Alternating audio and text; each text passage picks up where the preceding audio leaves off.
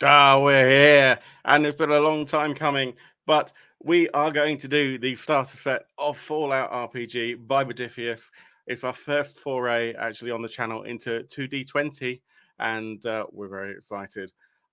Yeah, first of all, apologies. We were hoping to start this last week, but a great sickness befell our incredible GM, and it's only through the powers of undeath that he is here.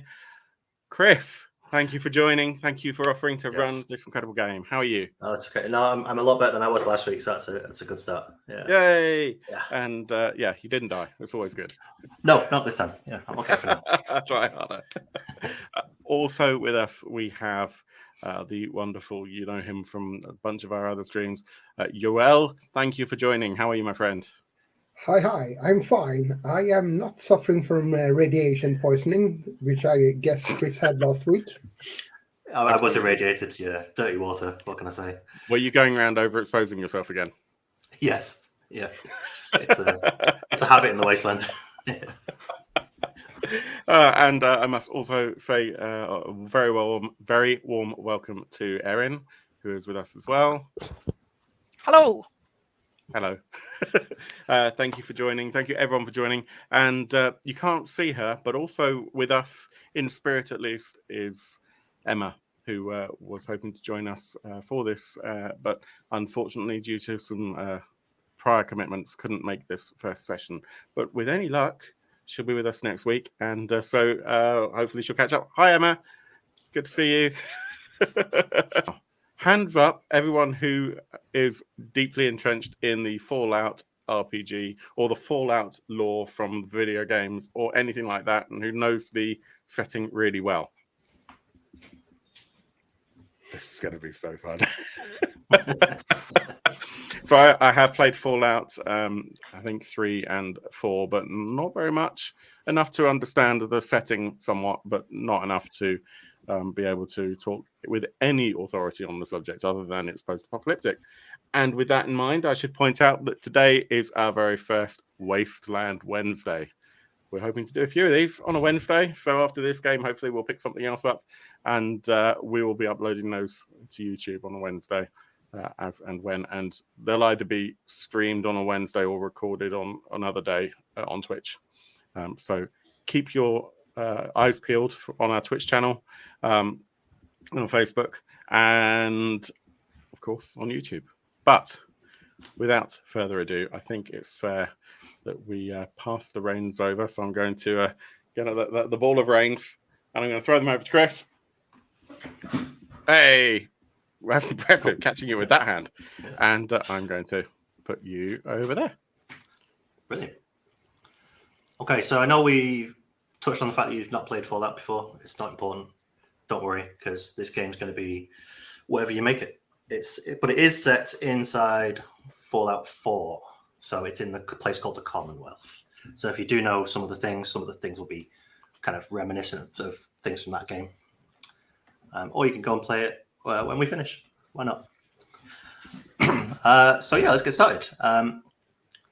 Welcome to the Commonwealth, the nuclear-ravaged wastelands outside of Old Boston, USA, not UK. While exploring the waste in search of food, ammo, or your next fix, you've each followed the sound of screams and gunfire to Vault 95, a remnant of the world before the Great War, before the bombs dropped.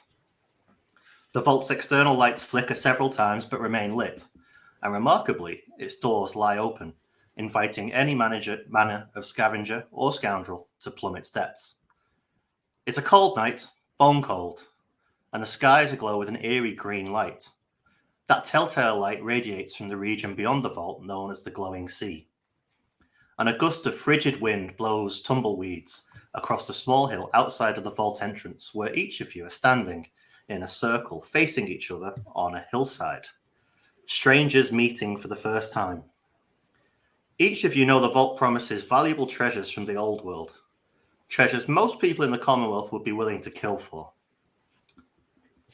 Let's start with y'all. Yep. Where should we go? So what is the moment from your past where you pushed too far And how did you react? And could you also describe your character for us at the same time? I'm what's apparently described as a super mutant. I've been around for a long, long time in the Wastelands. Such a long, long time that I basically got bored of it, went full hermit for probably longer than you other two standing outside areas lived combined. That's the time I spent in my cave. But then I started going out into the world to find out what's happening. And this is probably the moment where I pushed myself, because it got damn comfortable living by myself with my plant and my books and my magazines. And I think I got a bit complacent in that situation. So I ventured out again. Here I am looking at you two weirdos, trying to decide if are they friend or foe. And do you think, sorry to interrupt, do you think you could describe a moment in your past where you pushed too far, and how did you react in that situation? It's not the end of the world. I'll think of something now. Yeah, I've had a lot of, shall we call it, careers. I've done a lot of things in this world. So probably one of those moments is when I turned rogue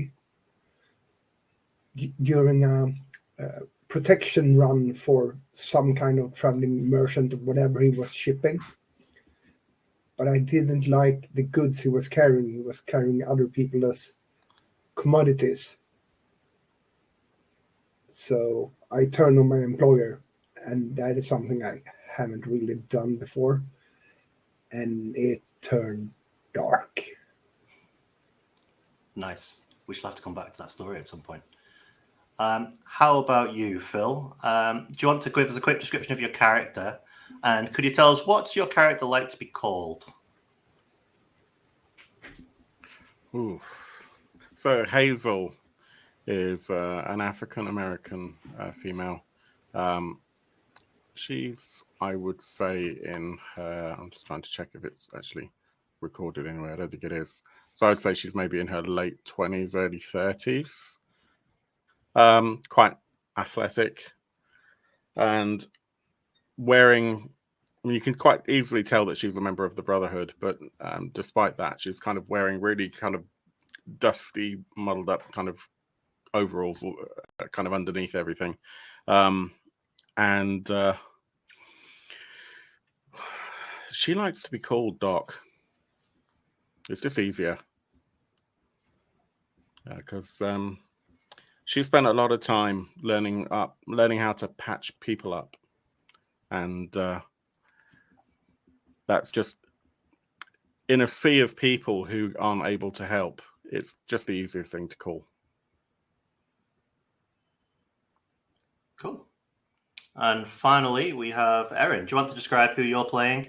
And could you tell me what's a moment from your past where you lost something important, and what was it? So I'm Augusta, a woman in probably about 30s, pretty sort of nondescript looking, rather unremarkable looking. I try to go by quite unnoticed. Travel from settlement to settlement, and looking for things and ways to survive. Something I lost in my past. I have a real love for computer science, artificial intelligence, bit of a whiz. Whilst at the school where I was where I excelled beyond everybody else, because of course I had a little handheld computer thing, and it was essentially my best friend. And yeah, it got taken, and it's yeah. I was never able to regain it, even after the bloody coup of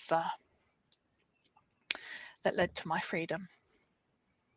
But story of how it's special is maybe for another time.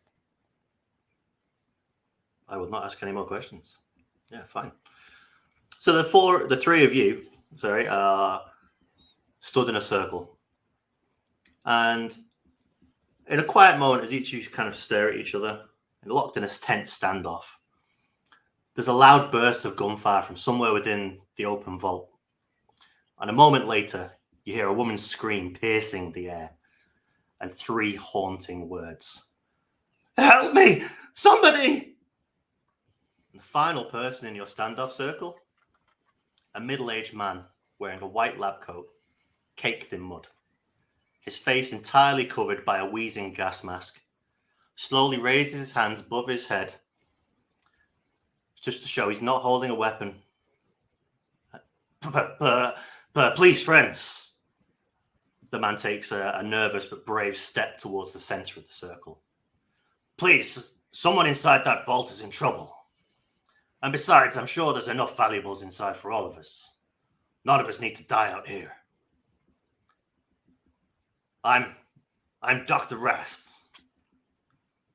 Can we agree to not be too hasty here? Sure thing. Okay, Doctor. I'm sure we can explore further into this vault. I agree. I think there are probably things that we can acquire down here, and certainly from the shouts we've just heard, there's probably a good humanitarian reason to go down there. Most certainly. It is the best situation it could be for all of us. There's probably, hopefully, more of us than them that are in there, and we can save that woman inside. I start walking past the doctor, Okay. grabbing him by the collar. Are you coming or what? Yeah, I'm going. Okay. Give me a test. So let's do a perception plus medicine as you spot what looks like a trail of blood on the floor. Now you've walked forwards. So skill test 2d20 is obviously where you start in a 2d20 game. When you are choosing to roll the dice, you can buy more dice. At this point in time, you don't have any in the dice pool. So we're not, no action points in the dice pool, I should say. So we're not going to add any more dice to it. So if you roll your 2 dice, the target number will be your perception plus medicine. And it's a roll under game. So you've got to try and roll underneath or equal to that target number. So for me, that would be perception is P on the character sheet. That's a 6. And yep, so it'll be medicine 6 plus 2. Or on the character sheet, you can, because we're playing in Foundry at the same time, so our character sheets are in there. Yeah. You can just click the medicine skill, and it should bring up the dice roller for you. It did. I'm rolling it. Let's see. Perfect. 14 and a 3. Yes. So we have 1 success. That 1 success will allow you to ask any relevant questions that you might have about this blood trail. How fresh is it? Extremely fresh. I would say within the last 30 minutes. And a given, it leads towards the door of the vault, just so you get that question for free.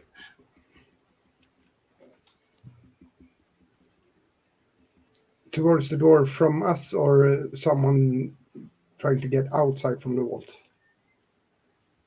The way the blood trail leads, because there's nobody where you are, it will be leading into the vault. Yeah, that's also a given. Do you think someone's been dragged in?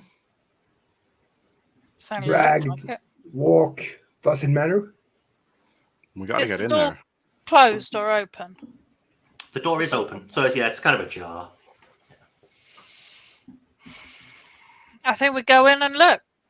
And with that, Augusta sort of heads up to the door and just tries to look carefully around the edge of the door and in. Sure, you take a few steps forwards towards the door, go to grab the edge, kind of like it's a big door, it's a big vault door. Yep. And so you go to peer in, and then all of a sudden you get a sound of rapid gunfire exploding from that doorway, and you kind of take a step back from what you were about to do, and from the vault door, accompanied by flashing barrels unloading towards where the group of you were stood, you see a guttural male. You hear a guttural male cry coming from it would be like an entrance hallway. Scavengers out here, trying to follow the girl. Light them up, boys. And a moment later, a large, muscle-bound, bald man dressed in military fatigues, armed to the teeth, barges the door open, kind of takes you back a step. And he opens fire wildly towards the group and just sprays a trio of bullets above your heads and into the skies. He's not really paying attention. And two other mercenaries. Sorry? Is he larger than me? He's not larger than you, no. He's probably, we'd say he's probably about 6'2". So he's a big chap. It's the muscles that kind of make him bigger. But you're easily like 7.5, 8 foot. So you're a big lad. But the other two mercenaries follow behind and equipped in the same fashion with the pipe rifles. And with guns ablazing, one of the raiders squeals with mad glee as he kind of sees it's 4 of you outside. Nobody moves in on Rocky's turf. And now we're going to go into combat. Yeah. So combat is very similar to other games. We have initiative, but you guys have a fixed initiative. So it's based on your skills and your attributes. So I already have your initiative values written down. They are on your character sheets as well. And essentially we go in initiative highest to lowest. And it's basically set. But 2 of you have the same initiative. So you guys get to choose who goes first. So the 2 of you that would be at the same would be Hazel and Augusta. So you've both got 11. But Rad Rocky gets to go first with the higher initiative. And he's the one that's kind of splayed the bullets across the sky. And he's kind of left himself open for a moment. Who would like to go first, Hazel or Augusta? I don't mind. I think, Hazel, you were a little bit more assertive in Talking about yourself there, Phil. kind of us going in. Yeah. Okay, so Augusta goes first. No problem. What would Augusta like to do? Yeah, Augusta. So you're saying that the guy that's come out and he's spraying with his gun. He's kind of gone over your head. He's left himself a bit open. Yeah, his gun's kind of forced his arm around, and he's kind of open to an attack as he's kind of getting his gun back around into his side. So as he's doing that, I pull out my pistol and try and get him in the shoulder, get him in the side. Okay, so your pistol is a close range weapon, so you won't have any hindrances because you're in the right zone for firing. So it's just going to be a straight difficulty of 1 because you're in the same zone. If you could roll to attack with your pistol. And because I'm new to Foundry. So it'll be on your weapons tab. Okay, on the weapons tab. On the weapons tab, you'll see a 10mm pistol. If you go over the text, yep, I see it. Yep. If you click that. Yep. There we go. A Brilliant. 20, a 10, and I think that's a torso. So Fallout has a hit dice. So unless you decide where you want to be shooting, in this case, you said the torso. So if you don't choose, you can randomly choose where it hits. It's mainly for me. Okay. And it will be the random deciding if you're going to shoot the left arm, the leg, the torso, the head. And obviously it affects you if you get shot. And we'll come up to that when somebody eventually gets hit. I'm sure we can manage that. Yeah, that'll happen soon enough, I'm sure. But more importantly, you got 0 successes and 1 complication for that natural 20. So you've critically failed. Excellent. And as you go to fire your pistol, you think, crap, it's jammed. and you're going to, it's not working. I'm going to say it's going to take a round to kind of bash this thing back into working fashion. Yeah, it's after I dropped it. Yeah, I so do. unfortunately, Yeah, your shot is non-effective, and it's now useless for a round. Hazel, what would you like to do? Because you are available.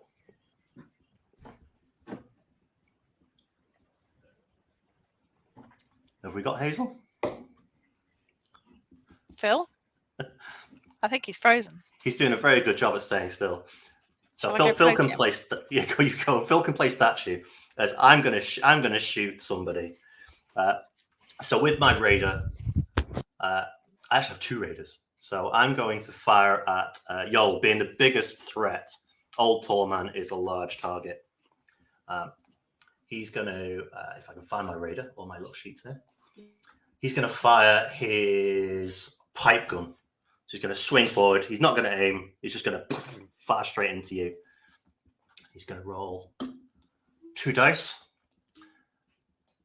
And I get 1 success as I fire into your torso. So it strikes you in the chest. But being a big super mutant, it might not do a lot of damage. It's okay. So I'm going to roll some damage on the pistol. So I get 4 combat dice. It's a good point to explain the combat dice. So it's a d6 with a slight twist. You have different sides have different symbols. So if you can see it on the screen, I've got 2 blanks, so they miss. So 0 damage. I've got 1 face and 1 bullet hole. So I've done 1 damage with the bullet hole. I've done 1 damage plus an effect for the face. That's the 3 differences in the sides of the dice. But my weapon does not have any effects, so I just do 2 damage to your torso. The next big question is if does old tall man have armor? So I know you have armor in certain places. Trying to find it in Foundry. So on your status tab. So on the status tab, you can see we have armor with different numbers. So you'll have physical damage resistance, radiation damage resistance, and energy damage resistance. Not necessarily in that order. I said them the wrong way around. But I can see you've got a 1 against physical damage. Yes. This weapon does physical damage, so you will minus 1 damage from that, but you'll take 2 damage to the torso. So if you could mark 2 damage to your torso and then reduce your HP by 2.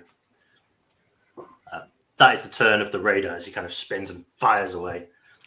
If we've got Hazel back, what would Hazel like to do? Sorry, Joel. The HP is the one called health, right? Yes, sorry, yeah. I'm using different words. Confusing. No, that's no problem. It's me trying to figure out what is what. It's okay. What would Hazel like to do? We'll jump back to you.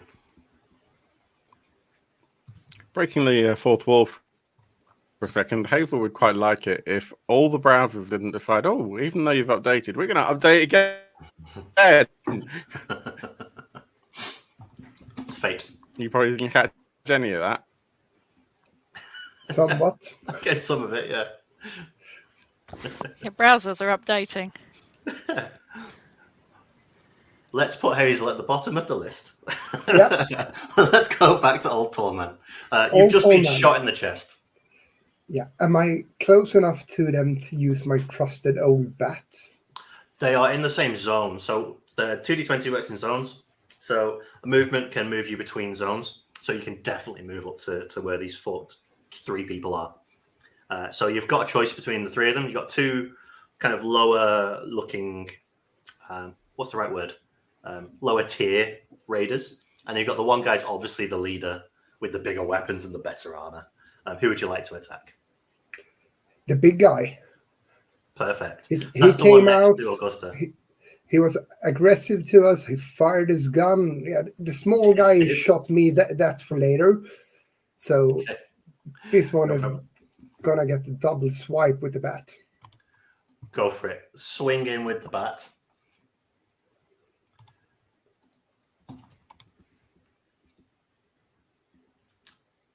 Nice. So now you have 2 successes. So the characters have a defense stat. That is, you'll have the same thing. That is the base number of successes you need to hit somebody. So in this case, it was 1. You got 2 successes. And this is a good point to explain the action point pool, because now you have 2 successes. That's 1 too many than you needed, essentially. So that kind of overflow of the successes goes into the AP pool, the action point pool.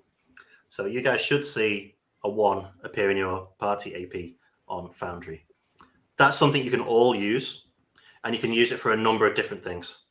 So you can use them to reroll dice, to add dice. No, sorry. You can use them to add dice. Luck points is used to reroll dice. So that will sit there until somebody decides to use it to a maximum of 6. That's as high as it can go. So it's an incentive to use them. So you can always use loads, and you can always gain more really easily just by succeeding more. Just roll good dice. It's pretty straightforward. Yeah. See, Aaron, that's how we roll dice.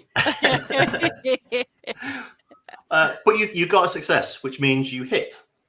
So if you could roll your damage, which will be the 3 combat dice symbol next to your attack. Sorry, I'm looking at the wrong character. So you'll have, in this case, 4 plus 2. That's quite a lot of 6 damage. dice. Yeah, it's coming. Yeah. Here There we go. Oh, nice. So, as we said earlier, the 1 is 1 damage, and the face would be an effect, but it's not. There's no effect on your baseball bat. It is just a baseball bat at the moment. So you will do 4 damage, minus any armor I have, which I do have 1 physical armor. So I'm going to absorb 1 of those and take 3 damage. But that takes us back to Rad Rocky, who's just been smacked with a baseball bat. So it's probably time he kind of tried to swing back and not take this abuse from a big green super mutant. He's going to pocket his pipe. Hey, Hazel's back. He's going to pocket his pipe revolver, and instead he's going to swing out a tire iron from his other side, and he's going to lunge forward. Let's see if he can hit. Did that roll? There we go. It's coming. Oh, he's going to miss completely as he swings forward, and it essentially just doesn't even penetrate anywhere near your skin to do any damage. You're just too big, and he gets scared and pulls it back at the last minute. He unfortunately and does he not did hit get anybody. the baseball bat struck somewhere. He's probably seeing 2 of you at the moment, isn't he? So he's swung for the wrong one. Yeah. Hazel, now you're back. Would you like to take an action? I don't have any idea what has happened because despite going through the normal process of, doing all your Windows updates and everything else, like half an hour before even joining, I don't know, like, I hate computers. Technology. What a wonderful Yeah, thing. exactly. So I'm going to say that Hazel's actually quite short and can't quite see over old tall man. Hasn't quite worked out what's going on. Okay. Well, luckily, old tall man ran forward. Excellent. So he's ran forward along with Augusta, and they're fighting Rad Rocky, the Raider leader. Okay. Leaving 2 others to the side if you want to go for them, or you can join the fight. Let's do that. So I'm just getting back into our VTT now. And I think, that's why Augusta, obviously, who was in front, made her actions. And then Old Tall Man ran forward, leaving these other 2, and I can finally see what's going on. I'm just waiting for my character sheet to open up, but I believe I've got like a laser pistol. I can tell you. Hold on. Here we go. You're Hazel. You have a laser pistol. Yeah. Yes. 8 fusion cells. Okay. So I'm going to attempt to use my laser pistol to do some pistol-y things. Go for it. So you're in the same zone, so there's no penalty. Excellent. Just a straight roll. You did miss the fact we gained a action point. So you could always buy an extra dice for 1 action point, or you can store them up for later on. For future reference, action points get all the way around. Dice get more expensive the more you buy. So 1 is 1 point. 2 extra dice will be 1 plus 2. I'm saying this the wrong way around. Let me phrase this better. The first dice is 1 AP. The second dice is 2 AP, and the third dice is 3 AP. So if you wanted a full 5 dice, it would cost you 6 action points. Hopefully I phrased that right. It made more sense. Well, I don't mind spending 1 action point to take up to 3. Okay. Yeah, so when you get to your dice roller, feel free to increase the dice from 2 to 3. And we will take 1. Those rolls are almost as good as mine. Yeah. 16, 19, and a 20. Pretty special. Pretty terrible. Pretty special. So I rolled a 16, a 19, and a 20 with my 3 dice for the benefit of the players at home. Well done. This might be a good point to mention luck. You can spend luck. Let me double check what the 3 or 4 options they are for spending luck. I know one of them is re-rolling some dice. So they've all got 4 different names. So you can do so many things based on your luck stat. So is your luck stat is it something like 5?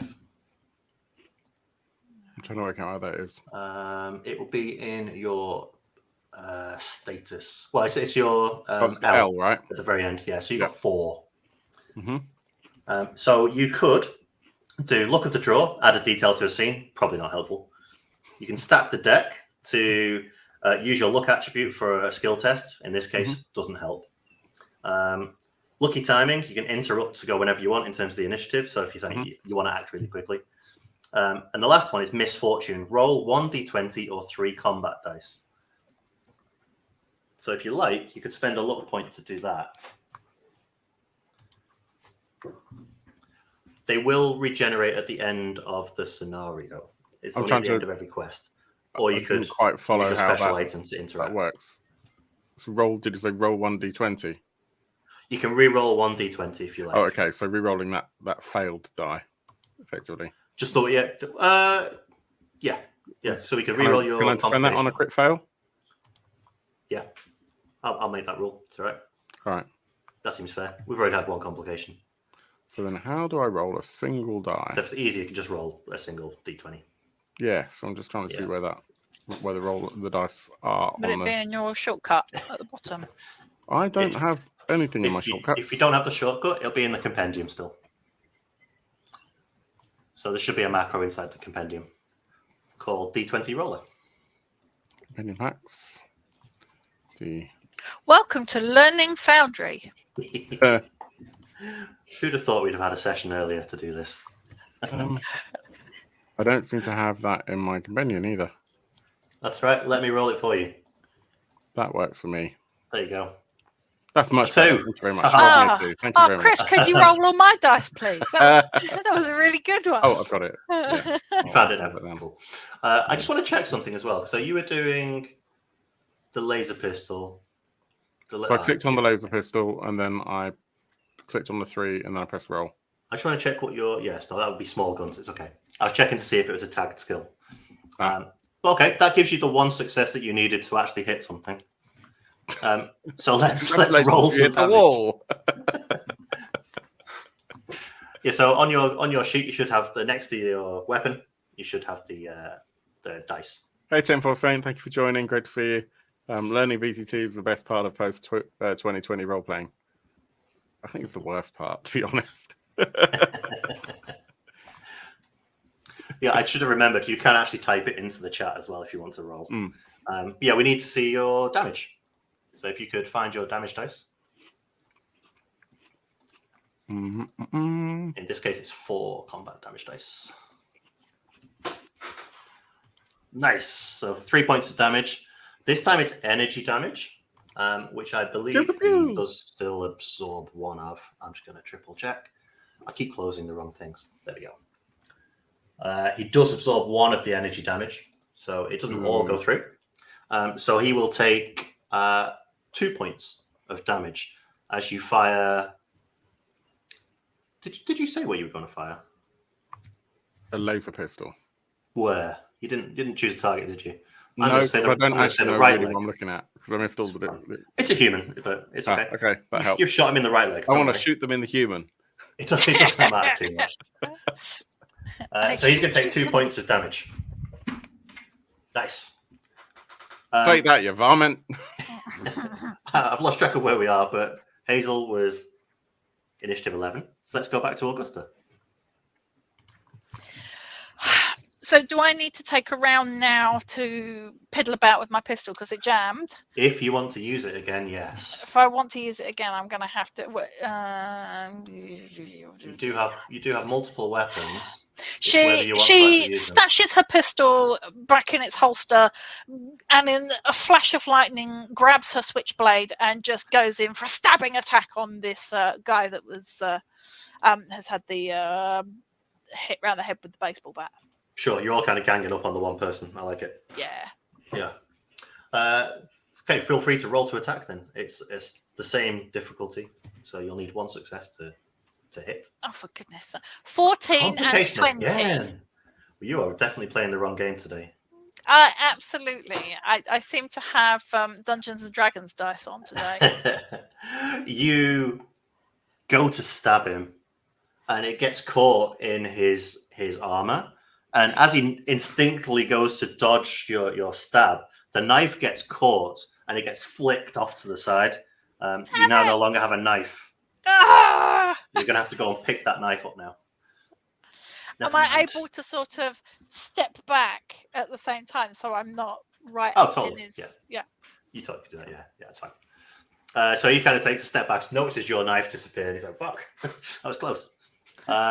And he turns to see his two mates now taking a pop shot. But now you're all a little bit closer, or 2 or 3 a bit closer. These guys are going to do some proper fighting. They're all going to go in with their... they all have tire irons. They're a tire iron gang.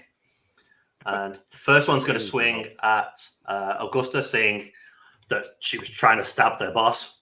He's going to try and get her. So the first one's going to go in with no successes. Never mind.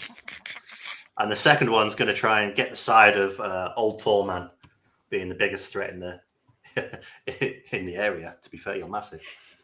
And he gets 1 success, so he does manage to hit.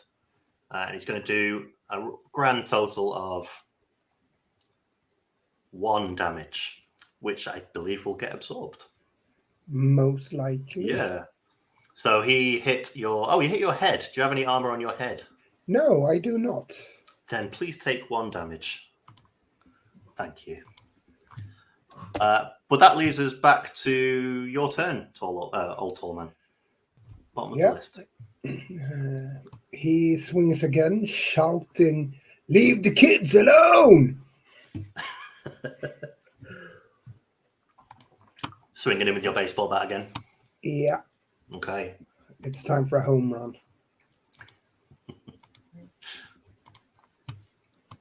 Oh dear. And Oh dear. You it's guys. a 14 and a 20. That's bad. That's not good. That's not That's great. not good. I Could I think push Boundary it somehow? hates us. Apparently. You could spend a luck to re-roll that 20. Yes, I will do that. Yeah. I'm not sure if the character sheet has a way to track how many you've spent. I just removed one. We'll solve that problem later. Yeah. Let's see. Oh, it's at the top. It's at the top of the character sheet if you need to reduce it. I already did. Perfect. If I click reroll, it will roll both dice. It will roll both. Yeah. Do you have the D20 roller? The separate macro? Nope. That's Nope. okay. How about I roll for you again? And then we'll That's, sort that out next time. that's fine for me. And this time it's a 13, which isn't enough to succeed. Target number was 12. That was close. You guys are unfortunately not very well equipped for this, as your baseball bat donk hits him on his armor, and he absorbs it. He feels it a little bit, and it kind of knocks the wind out of him for a second before he starts to swing back, ready for a second round of attacks. Back at the top of the round, we've got the guy in charge. Guy in charge this time is going to swing his... I think he has a tire iron as well, because everyone needs a good tire iron. And he's going to swing it at Augusta, now knowing she's unarmed, because her pistol's jammed, and her knife is now 4 or 5 meters away. He's going to swing that tire iron as best he can. He's Do your worst. He's gonna. He's got 1 success Horrible. as he swings and hits your right arm. for a total of, here we go. Oh, 3 damage. Do you have any armor on your right arm? Is that for physical damage? I have 7. Physical, it says resistance bonus. Physical is 0. Yep, so there's no So- resistance for those. No. And just to explain your character sheet to you while we're here, on the status page, you'll see 5 different locations, or Yep. 6 locations. Heads, That's torsos, arms, physical and legs. energy. Yeah, physical energy radiation. So you're actually really good against radiation damage. You've got 2 on everything. I think it's because of your vault suit. So that's really good against radiation. Not very good against physical attacks. So unfortunately, you're going to take 3 damage to the right arm. To my right arm. Okay. Yeah.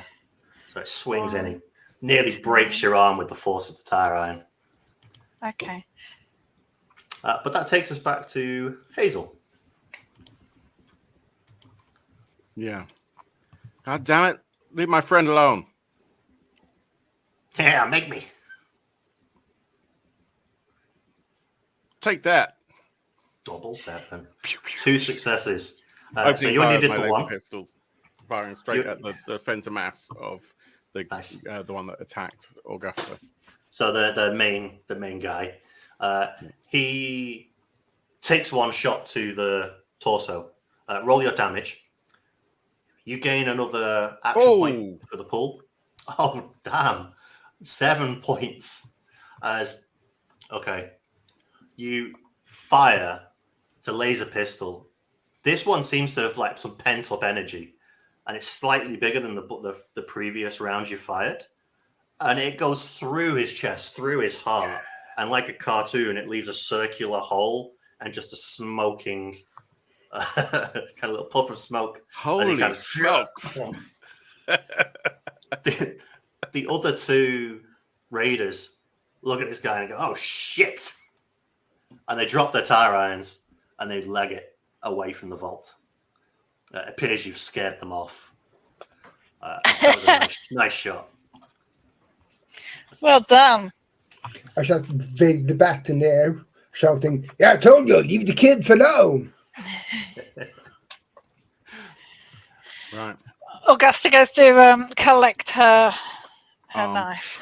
Her arm, yes. Her knife off the floor and takes a moment to unjam her pistol. So I'm deeply concerned about Augusta's arm, Hmm. and I wondered if there's anything that my character could do to help with that. Well, you start rooting through your bags, trying to figure out something. Hmm. And Dr. Rast, who this point has been cowering behind a boulder, staying out of the way, thinking you guys have got this, you've got a super mutant. He comes back over and he goes, hey, is your arm all right?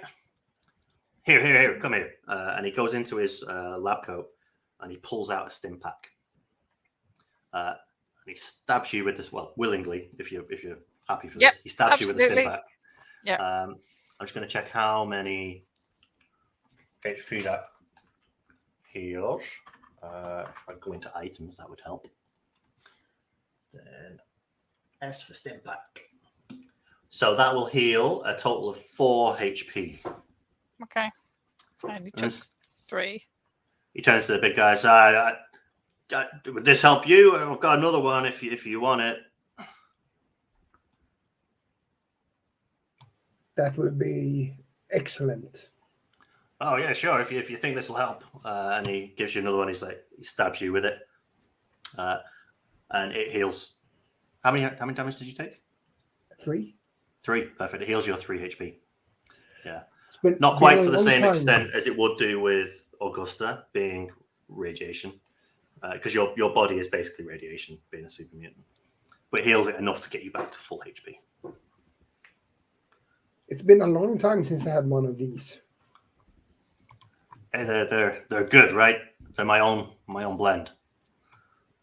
Very good. Yeah.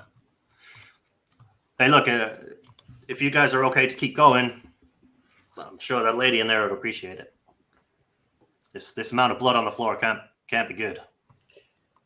Oh, let's move. Absolutely. Let's do it. Okay, after you, big guy. I start walking. Perfect. Long steps. So you reopen the door fully so you can get into the vault. And you cross a rickety walkway that leads through the entrance. The old metal creaks beneath you, underscoring the howling of a radioactive windstorm building outside. And an elevator stands at the end of the path to the vault. Above, there's a dented doorway. Above it, a dented doorway hangs a wide... I did not write that down very well, did I? A wide green sign hangs above from the old world. A notice from Vault-Tec Corporation that reads, Vault 95, welcome home. Proceed in an orderly fashion. And I will switch it over to our next scene. Oh, that's where we were. We are in this one. There we go. And Old Tallman, when you get there, you notice the blood trail that you've been following in the corner of your eye stops at the elevator doorway, and a bloody handprint is on the open button for the elevator. You're on mute. I press the elevator button. Perfect. If it's not here. Yeah, it can comes to the top of the thing, and the ding, doors open. I quickly look at the buttons inside the elevator to see if there's one of them that's bloody. There is only one floor, so it goes back down. So it goes between two floors. So essentially, think of it as a entrance hallway, and then this is the internal lift for guests to come to the essentially a reception. Think of it that way. You kids coming or what? Yep, right behind you. Yes, sir.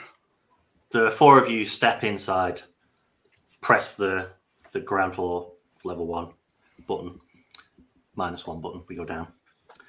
And the small elevator rumbles and shakes unsteadily as it descends, deeper and deeper into the earth.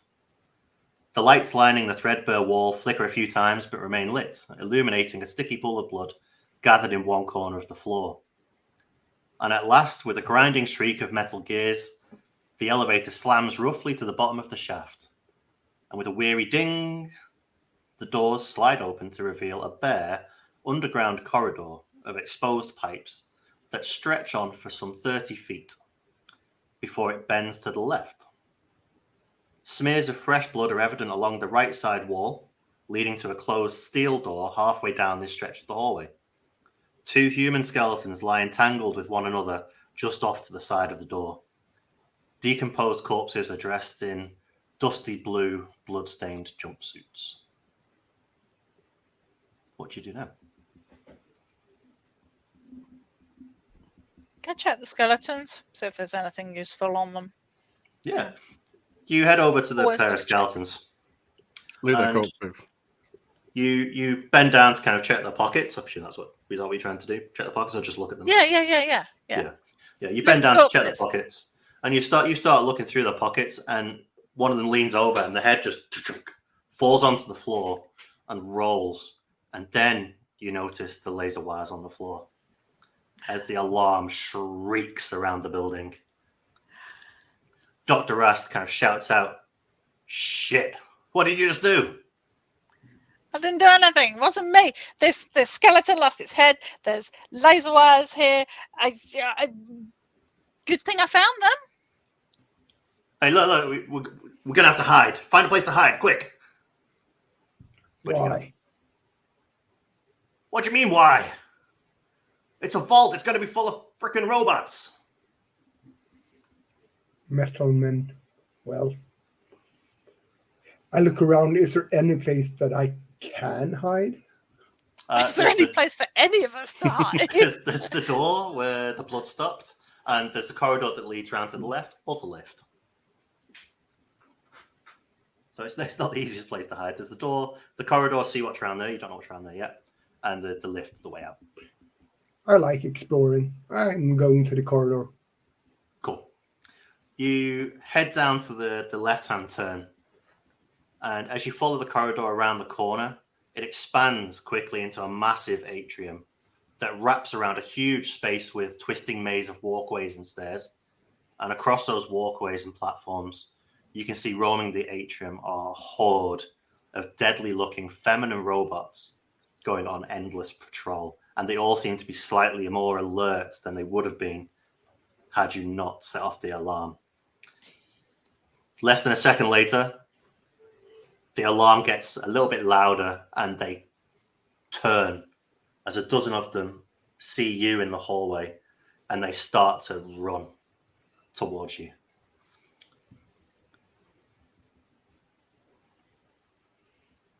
Batter up. Crouching down. You're gonna swing at one. Okay. The half dozen or so that were on the walkways that started running are going to take them a second to get down to you. In the meantime, as you kind of get your bat ready, you start to swing, get ready to swing and hold that pose. Auto turret comes down, starts firing towards you.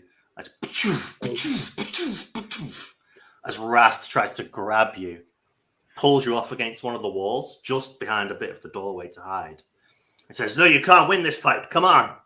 And he tries to pull you away. Unless you're willing, he will pull you back. I'm willing. Okay. He pulls you back. And he says, "You guys, try that door." Yeah.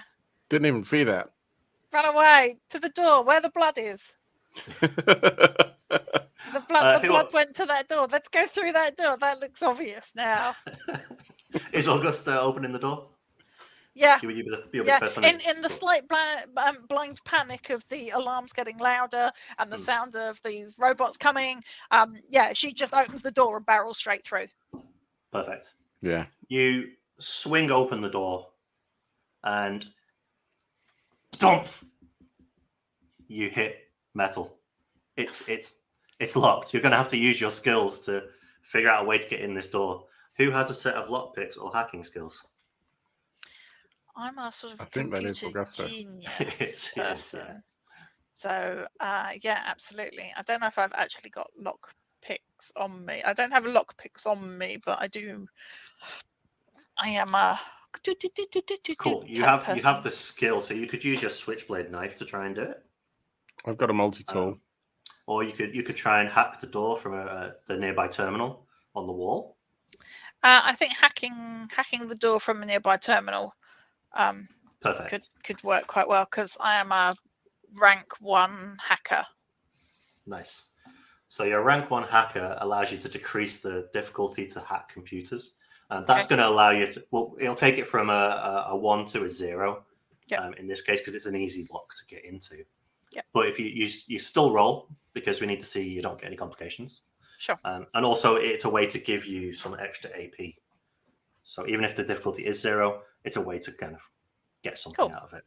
So rolling. So you can use pick or. So yeah, it will probably be intelligence. So it'd be intelligence plus lockpick, or you could use. It's up to you. You can't. By the way, you guys can tell me if you think you've got a better combination of skills for something. It doesn't have to be the default. Let's go with lockpick. Perfect. So let's go intelligence and lockpick. So it's going to be a 12 target number. Because you don't want to use perception because it's not actually a lock. You're going to use this. It's science, isn't it? Basically. Yeah. So it's 9, 12. You can always do it just roll the d20s if you want. I can tell you. I got 16 and a 15. So far I've not succeeded. You've not succeeded any. Yeah. A single roll. Luckily, though, you find the file that opens the door, but it doesn't open automatically, and you find you have to barge the door open. And in barging the door open, you kind of get a little bruise on your shoulder. Take 1 HP off. Yeah, but you are in. That's the main thing. And you took so long to do that. The 3 others kind of barge in behind you, and you all fall on top of each other as you fall into this room. And it's that point from the it's that point from the floor you see blood kind of not splattered but spread and smudged and distributed across different surfaces as you enter a room with 2 small walls lined with dusty disabled computers. Ashtrays, empty chem injectors and broken bottles litter the floor where you just landed, and a single working computer and monitor gives the room a dull green light. and it's on a desk cluttered with files. Sitting with her back, slumped up against an adjacent desk is a young woman with short, dark hair, wearing warm, tight-fitting clothes suited for a long-distance travel. The pool of blood kind of begins around her, so it's kind of where she's ended up. Her hands are soaked with blood as they try to apply pressure to a vicious hole in her abdomen she's holding down. And after a few moments, she looks up and speaks in a serene but pained voice. "Hey, Daddy-O," she says, smiling enough that you can see her broken teeth. Looks like you're all stuck with me now." As the door slams shut behind you. Rast pipes up seeing the injury, and he kind of climbs off the pile of people that's kind of on the floor and grabs a stim pack from his pocket and starts to apply his basic medicine skills. And he said, "Look, I've got this. Just give me a moment. I need to stabilize her." This gives you an opportunity to explore the room. So as I mentioned, you've got a computer in the room. You can Fallout is a game where you do a lot of scavenging, so it depends how much like the computer game you want it to be in terms of how deep you go with it. So you can scavenge for parts no matter where you are. You can search the room for supplies. You can go through the files on the desk. What else did we have? I think that might be it in that room, actually, isn't it? There's something. The desk and stuff. You can have a quick search. Interesting to read. Oh, so maybe through the files? Yeah. Yeah. I've read everything I have, so let's see if I find something else to add to my library. Sure. So you start to flick through the files on the desk, and many seem to be missing pages, but contain a lot of medical and psychological data and reports. For what looks like 72 residents of Vault 95, the vault that you're in. And they seem to be dated over a period of 5 years. And they indicate that the vault dwellers were all alcoholics or drug addicts being treated through a variety of community-based therapies and an unnamed medical procedure that you can't quite figure out. Overall, the reports are mundane and uninteresting, but suggest that the addicts' treatments were extraordinarily successful and that they'd formed a tight-knit community in the vault. Can you give me a perception plus medicine test to see if you understand some of the medical things within this? Let's see if I manage to do that. I click medicine, and then where is perception? It might not be the default option. I think this is the one. One success. Sweet. You find a more interesting report. This one seems to be one of the vault dwellers named Randall Gutierrez that's been entirely redacted. The whole thing is just black mark. I put on my reading spectacles, trying to look through the black mark to see if I can see anything. Trying to hold it up to the faint green light from the monitor. Yeah. So while we leave old Torman reading his paper, would anybody else like to do anything while we're in this room? Go for it. Could I have a fiddle with the computer that's there? So head over to the computer and try and turn it on, hack into it, and have a rootle through. A lover of computer science, genius. So you know the basics way into this computer now, because you've done it on the terminal outside. Yeah. And can you give me an intelligence plus science test? But it's a difficulty of 0. I got a 17 and an 8. An actual success. One actual success. Woohoo! So you gain an AP. Boom. Yay. There you go. You now have 2 AP. So you can what's this? So it says here, players computer to spend AP to attain information. So you've gained an AP there. Would you like to spend it to find some extra information? Yes, please. That So we can sounds find like a good idea. Let's spend an AP and see So what that one AP information you we just can gained. find. Yep. You find that Vault 95's purpose was to observe the social and psychological effects of reintroducing addictive substances to a community of individuals who believed they had successfully recovered from their addictions. The result was immediate, violent chaos. It's led to what you see outside at the moment. That doesn't sound like a sensible study. I relay this information back to the rest of the team about what I learn about the vault. Guys, there's this crazy vault, and they've been doing some crazy experiments here. The things that we encountered out there, this is all to do with introducing drugs back into a group that think they're cured of it. I wonder if was it Gutierrez on my paper? What was the name? Yep, that was it. If he's connected to the drugs in some way, there's a lot of marked out information on this paper. Could be. Could I search for that name in the computer? Oh, certainly. You put his name into the records database, and you get a same issue of most of it's being redacted. But what it looks like is he's not one of the addicts that was kind of chosen for the experiment. He's not. He was one of the employees placed inside the vault. Okay. Yeah, this guy's an employee in the vault, not a patient. Hey, Hazel, what are you up to over there? Well, I gotta be honest. I just want to see if I can find something shiny. Perception plus survival, then, please.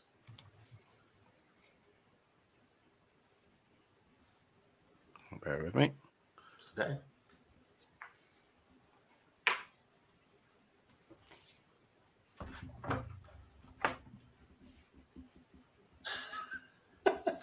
This place is congratulations. 19 and a 20. Whoop, whoop. You begin to search through the open drawers, any boxes that are still intact, and you knock the computer, and like one of the wires falls out of the computer. Straight away, the green thing is glow janky. the green glow that's coming from the computer immediately turns to red for a split second. And Augusta, being the one that's looking at the computer at the time, probably, you see it comes up with a warning, and it seems to be a warning for the vault. And it says, paraphrasing, if the alarm trips, mobile units are programmed to search for intruders until the alarm is reset or disabled by a Vault Tech employee. And then it cuts out to black. Guys, I just saw on the screen. It says that the robot nuts out there are gonna just keep looking for us until we turn off or reset the tripwires that skeleton set off for us. Well, how the hell do we do that? I don't know. It says it has to be done by a Vault Tech employee. Huh.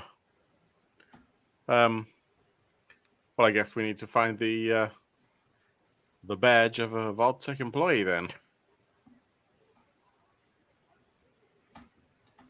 At this point, as you're collecting the files, papers, comparing notes, being disappointed that the one light in the room has just gone out, you notice Rask get up from helping the woman on the floor. His hands are visibly shaking. There's nothing I can do for the woman here without proper medical facilities. The nearest place I know, Diamond City, over to the northeast. That's the ways. but we do have good doctors there. She isn't by any chance a Voltec employee, is she?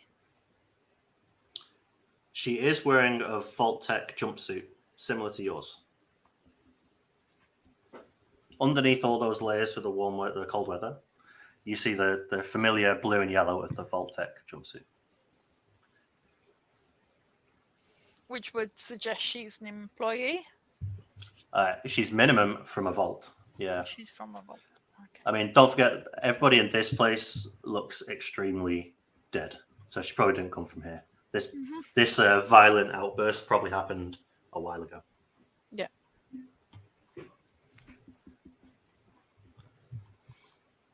Alrighty. She pipes up a moment and she sees you kind of contemplating. She notices your jumpsuit at the same time you notice hers. Catches your eye. And she says, hey. Right. Look, if you can if you can help me, I can give you some old world tech. If you can just help me get to Diamond City. Okay. Yeah. Well, we can do that.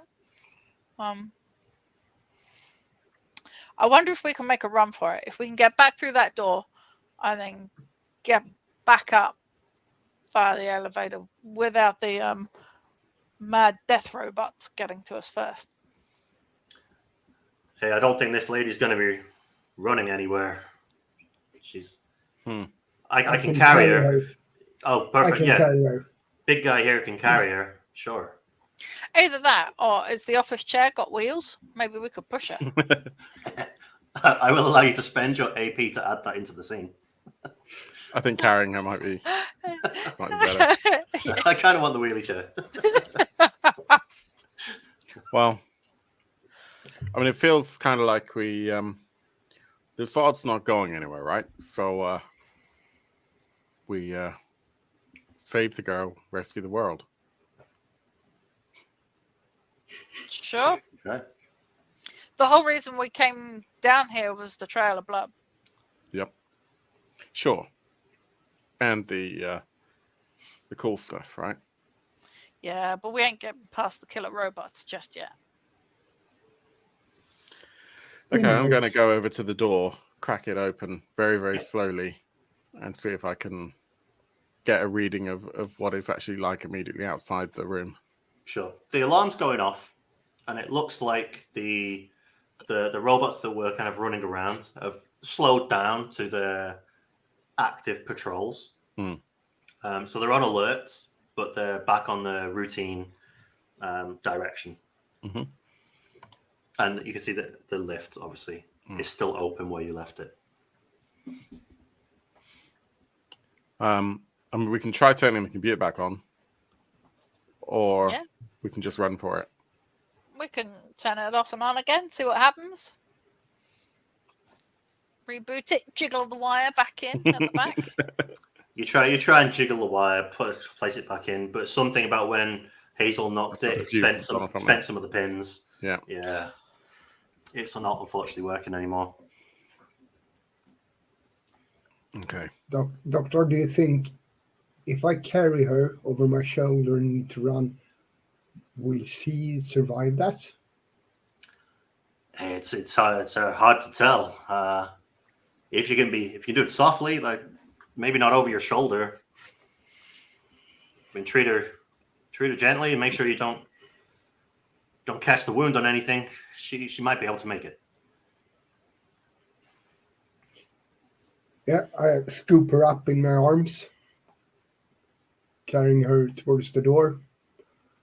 Hey, kids, are we up for a small run? Sure. Okay. Yeah, sure. Let's head for a jog back to the elevator.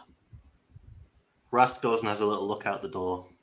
Says, "Yeah, we can do this. Come on." And he slowly pulls the door open as you see a robot go by, so it's kind of behind him. But it's a robot. And it says, "You guys ready?" Hell yeah. Yeah. As quiet as possible. Go. Totally. and he makes sure he stays next to old tall man who's carrying the woman. They jog. I presume you jog. You can't really run and be quiet, can you? So you quick walk as you make your way towards the elevator. And as you get in, you go to press the close button, and it's at that point you see a Mr. Handy with flamer and a chain arm. Notices you and it turns. It goes, "Intruders!" And it starts coming towards you. Flames start going up. Run! Close the button! Close the button! Hit the door! Hit the door! And Close like the 3 meters away, the thing closes. Bing! As it goes, starts to go up. The elevator lift, eventually comes to a rickety stop, and the bell chimes happily, and you breathe the fresh air once more. The night is much the same as before, cold with clear skies that glow with a bright green light from the nearby glowing sea. The raider corpse, in front of the entrance are grotesquely missing chunks of flesh from some unknown beast that has made a meal of them.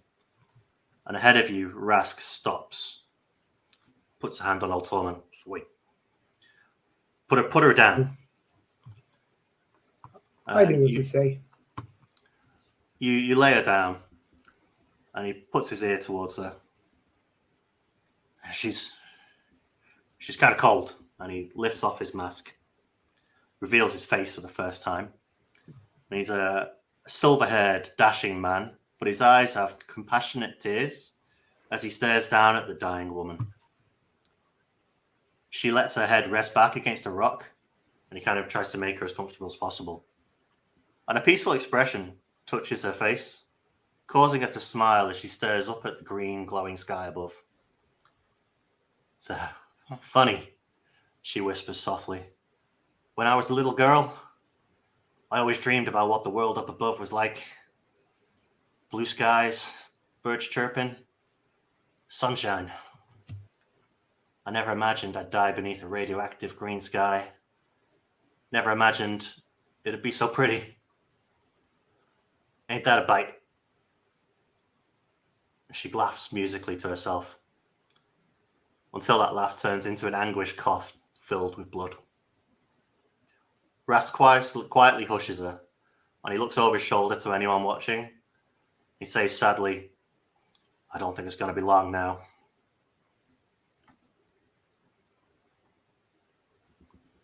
That's sad. Yeah.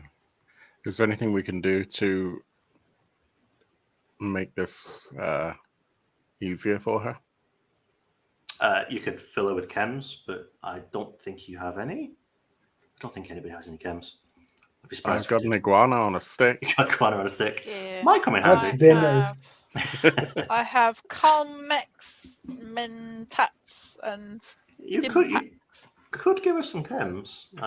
It depends if you're willing to waste your chems on her. I mean, Rast has a couple of chems. She looks like she's gonna die anyway. He's so, tried his best. Yeah. Yeah. I think we can we place her down? So Yeah, she's rested Dr. against the rock at the moment. Let's place her down. Her last dying breaths. Let's make her comfortable and. She grabs Augusta by the forearm. That connection with being a vault dweller appears to kind of make her trust you a little bit more than maybe Rast and Old Torman and Hazel. I reach and hold her hand. Yeah, And it's okay. And I've grown up in a kind of a traditional, very strong family in Diamond City, and so I'm just going to start singing a kind of an old, kind of comfortable family folk song. Nice. I riffle through my bag. I pick up what looks like a fern. I put it next to her, and I say, "Petunia, say goodbye to the lady." Well, Petunia, nice to meet you. I'm Mika. Hey, you with the vault shirt. Yes, Mika.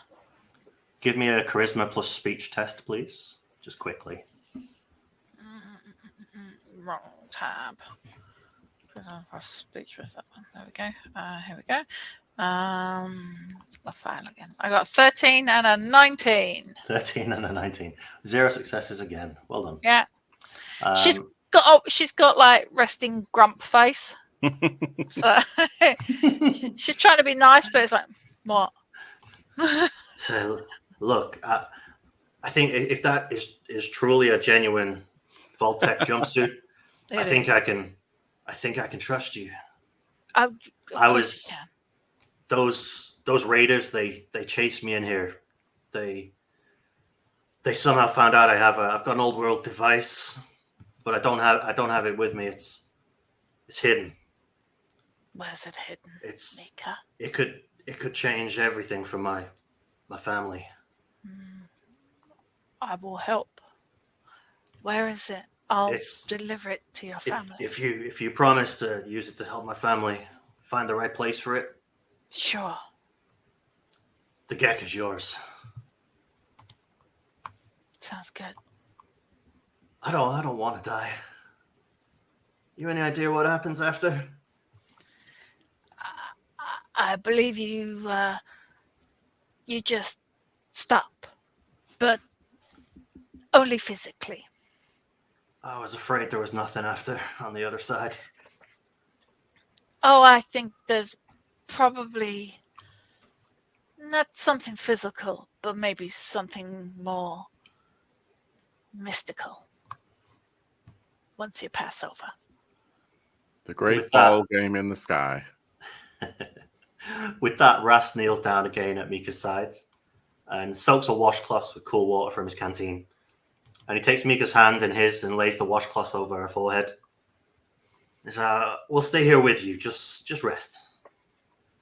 And he reassures her a little bit. Mika only manages a weak nod of her head in reply. And Rast squeezes her hand and quietly asks, you remind me so much of my daughter. She's brave, just like you. Is there anything we can do for you? And Mika cuts him off quickly, grasping his arm with a sudden burst of strength. Diamond City, a man named Clements. Tell him Mika said, it's time to find the promised land. And then Mika relaxes and exhales softly, her dark eyes drifting back up to the green sky above. Looks at Augusta and says, ain't that a bite? She whispers with her final breath. Where we end session 1 of Once Upon a Time in the Wasteland. Ooh. That was amazing. Thank you so much to our GM, Chris. And thank you to our wonderful cast, Joelle and Erin. That was as Chris said, that was our first episode of Once Upon a Time in the Wasteland for our Wasteland Wednesdays. We're playing Fallout RPG starter set by Modiphius. Cool. Well, if all goes to plan, we will be back in, 7 days. We'll be back next Wednesday at 7:30 UK time, British summertime, as it is right now. And we will pick up on our veritable quest to Diamond City, by the sound of things. Hopefully. Yeah. Thank you for watching. I hope you've enjoyed it. Please let us know in the comment.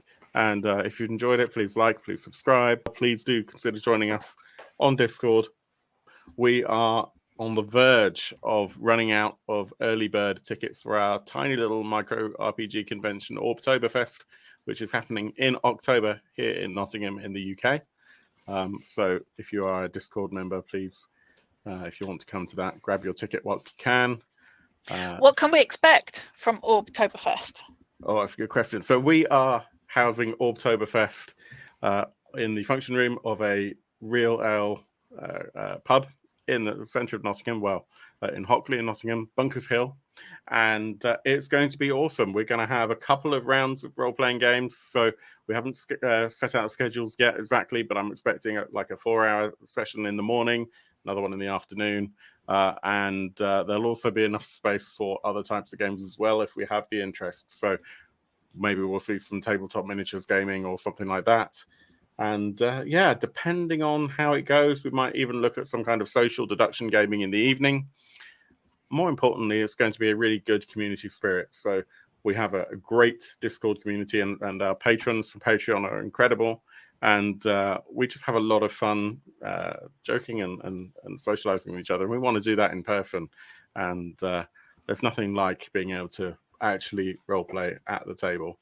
And as many of us met over lockdown, it's great to actually roll those dice together physically, as Erin, you and I managed to do with Joel not so long ago in Sweden, which was incredible. Yes, the Sweden RollsCon. Absolutely, Very good.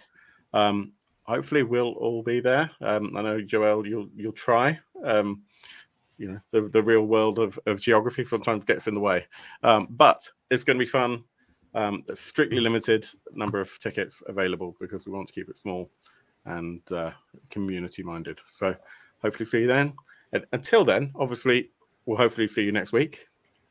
And until next week, I've got to say thank you once again to everyone for joining. Thank you for watching. Thank you to Bruce and to Zach for joining us in the comments. And we'll see you next time. And until that time, I hope that your dice rolls are far superior to mine, to Erin's, and to Joel's, because I mean, Joel's, you weren't quite so bad, but yeah, that wasn't the. I think I got one best, success was it? out of the entire game. Yeah, exactly. So until next time, I hope your dice rolls are way better than ours.